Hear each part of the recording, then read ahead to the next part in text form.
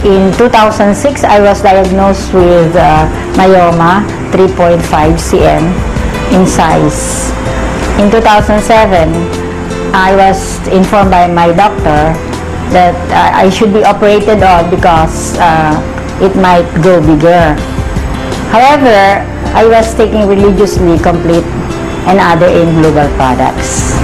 The reason why I did not get operated on last 2007 was because I was afraid to be operated because I had 5 operations, 2 major and 3 minor operations.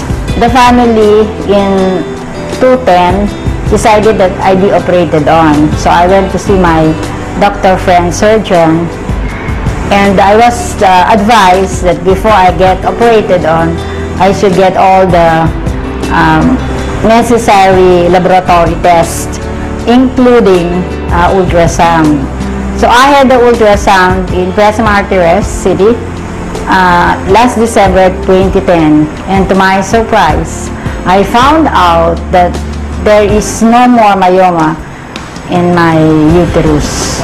With the AIM Global products, I was able to save on my operation, which is scheduled January 11, 2011. Through the products of AIM Global, I was able to find myself back to health and back to where I'm now happy and joyous.